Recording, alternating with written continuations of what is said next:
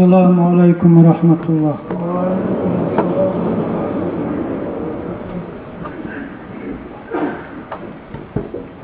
Bugün Rajab ayının avval günü dağı.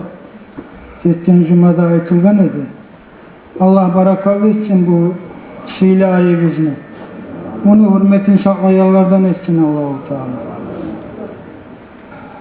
Rajab ay haram aylar var 4 ay yılın içinde. Şolanı biri Rajab ayda haram aylara girer.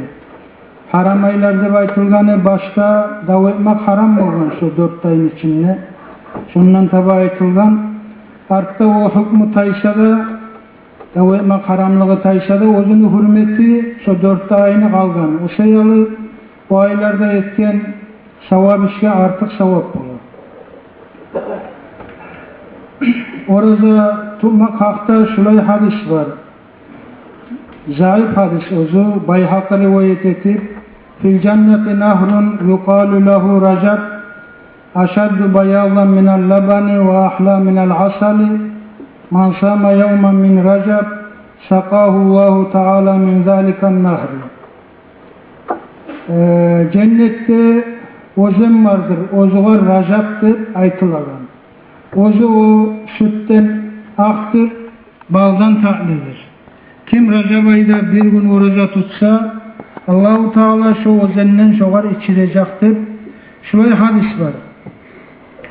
Zayıf hadis ozu. Zayıf hadisinin manası Peygamber Aleyhissalatu vesselam aytkanı, aytmaganı mekelli tuğul.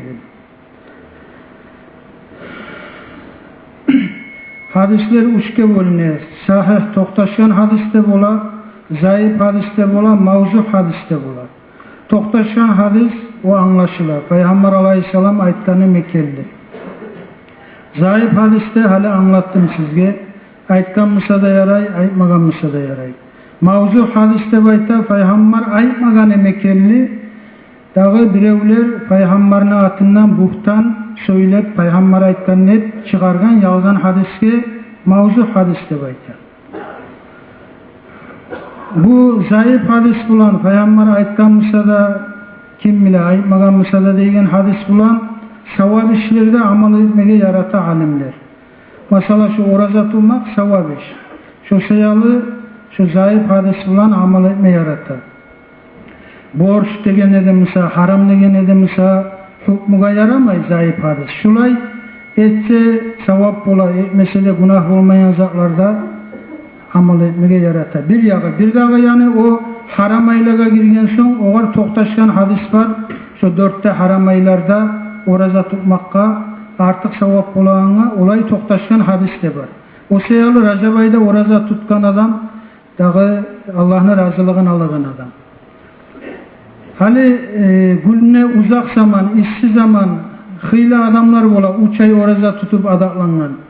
Şolaga şulay gün uzak zamanla, işsiz zamanla şu 3 ay tutup, şolay güçenip tutmaga tarık tugul. Bizim dinimiz görsetegen kuyda şolay güçenmek yok.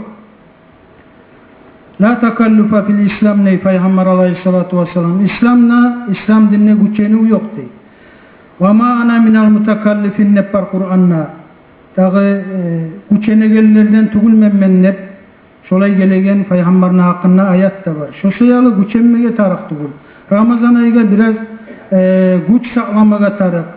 Dağı bu aylarda tutup Ramazan ayıga hatta avru kalağın kuyda yakşı tugul. Şu sayalı şu yağınla anlatma süyedim sizge. Allah tavsiye versin.